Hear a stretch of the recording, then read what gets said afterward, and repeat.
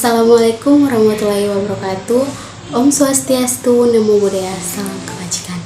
Perkenalkan, nama saya Fitania Kuslau, kelas A7, semester 1, Fakultas Keperawatan, Universitas Pembangunan Indonesia Manado.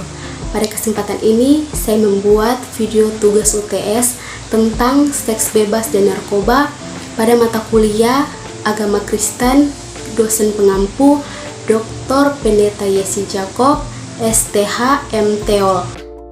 A. Penyebab terjadinya seks bebas. Awal mulanya seorang remaja terjerumus ke dalam pergaulan bebas adalah bergaul dan mudah terpengaruh oleh teman yang tidak benar.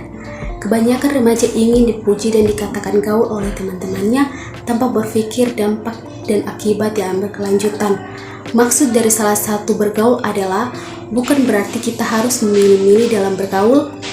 Kita boleh saja bergaul dengan siapapun asal kita jangan mudah terpengaruh dan tetap berpegang teguh kepada norma-norma agama dan norma hukum yang berlaku, karena gaul tidak harusnya melakukan seks bebas. Ada juga beberapa faktor yang mendorong para remaja untuk melakukan seks bebas, yaitu 1. Kurangnya kehidupan iman dan yang rapuh. 2. Kurangnya perhatian orang tua. 3. Pergaulan bebas. 4. Tekanan dari seorang pacar.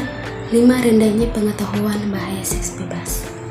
Dampak dari seks bebas. Selain memiliki hukum haram, seks bebas memiliki akibat atau dampak yang sangat negatif bagi si pelaku. Seks bebas juga dapat menghilangkan rasa malu, padahal dalam agama, malu merupakan suatu hal yang amat diterangkan dan dianggap perhiasan yang sangat indah, khususnya bagi wanita. Selain itu, seks bebas juga dapat mengakibatkan 1. Menghilangkan kehormatan, 2. Ketagihan, 3. Hamil di luar nikah, 4. Aborsi dan bunuh diri, 5. Tekanan batin, 6. Terjangkit penyakit, 7. Gangguan kejiwaan. Cara pencegahan. Seks bebas yang terjadi pada remaja dan mahasiswa dapat dicegah dengan beberapa upaya-upaya tersebut, antara lain 1. Mempertebalkan keimanan dan ketakwaan kepada Tuhan Yang Maha Esa. 2. Menanamkan nilai agama, moral, etika, dan ketimuran. 3. Menghindari perilaku yang akan merangsang seksual. 4. Menekankan aturan hukum. 5. Pacaran sehat. D. Pandangan agama Kristen terhadap seks bebas. Tidak ada satu agama pun yang mewajibkan pengikutnya untuk melakukan seks di luar nikah. Pandangan dari berbagai agama mengenai seks bebas pastilah negatif, terlebih lagi di agama Kristen.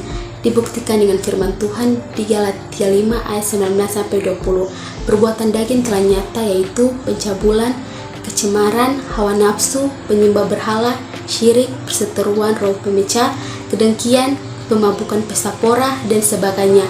Dan pernyataan ini menyatakan bahwa perbuatan zina termasuk dosa besar setelah syirik dan pembunuhan, dan termasuk kekejian yang membinasakan dan kejahatan yang mematikan.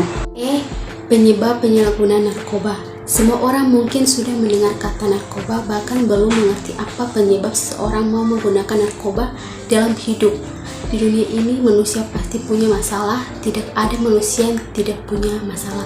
Dan banyak yang menjadi pendengar atau penjual narkoba karena alasan ekonomi dan secara sadar melibatkan diri dalam penyalahgunaan dan peredaran gelap narkoba sampai pada tingkat yang lebih tinggi. Pemakaian atau penjual di samping dirinya menjadi korban narkoba tersebut juga menjadi objek hukum, yang artinya walaupun pelaku menderita akibat dari penyalahgunaan narkoba, maka yang disangkutnya juga diancam dengan hukuman sesuai undang-undang. Yang berlaku berikut adalah faktor-faktor penyebab seseorang menjadi penyalahguna narkoba. 1. Penyebab dari diri sendiri. 2. Penyebab yang bersumber dari lingkungan masyarakat. F. Dampak penggunaan narkoba. Dampak positif. Dampak narkoba jika disalahgunakan seperti halnya singkat kata tersebut: narkoba, narkotika, dan obat, bahan berbahaya. Memang sangatlah berbahaya bagi manusia. Narkoba dapat merusak kesehatan manusia, baik secara fisik, emosi, maupun perilaku pemakaiannya. Bahkan pada pemakaian dengan dosis berlebihan atau yang dikenal dengan istilah overdosis (OD) bisa mengakibatkan kematian. Namun sayang sekali, walaupun sudah tahu zat tersebut sangat berbahaya, masih saja orang-orang yang menyalahgunakannya. Sekian presentasi dari saya. Untuk adik-adik atau teman-teman yang ingin berkuliah atau sedang mencari tempat perkuliahan, gak usah bingung, gabung bersama kami di Universitas Pembangunan Indonesia Manado, di mana kampus memiliki fasilitas lengkap, dan keharmonisan antara dosen dan mahasiswa, serta mendorong mahasiswanya untuk prestasi dalam bidang pendidikan.